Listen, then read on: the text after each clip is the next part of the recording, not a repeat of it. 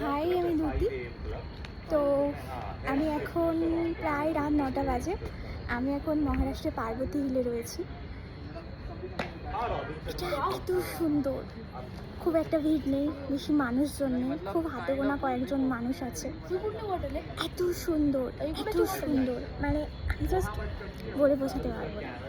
তো যদি প্লিজ আসেন পার্বতী হিলে, প্লিজ এই সময়টা আসুন, অসম্ভব ভালো লাগবে। রোদে এলে প্রচণ্ড কষ্ট হবে, এটা 24 ঘন্টা প্রায় খোলা থাকে।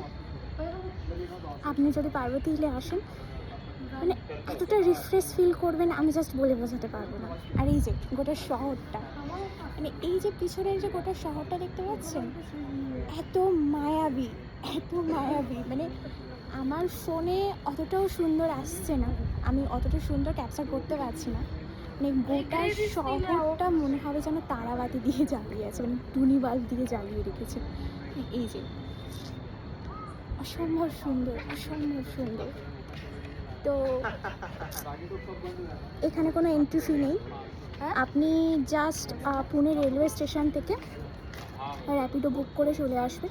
150 থেকে 160 টাকা মতন পড়বে, আর তারপরে এই অসাধারণ ভিউটা আপনি পেয়ে যাচ্ছেন। অসাধারণ, মানে অসাধারণ ভিউ। তো আমি রিকোয়েস্ট করব, যদি মহারাষ্ট্রের পুনেতে আসেন, পার্বতী হিলে আসুন, সন্ধ্যার সময় আসুন, রাতে আসুন, তাহলে এই অসম্ভব একটা অনুভূতি আপনি সঙ্গে নিয়ে যেতে পারবেন। জাস্ট অসাধারণ, নাইস না?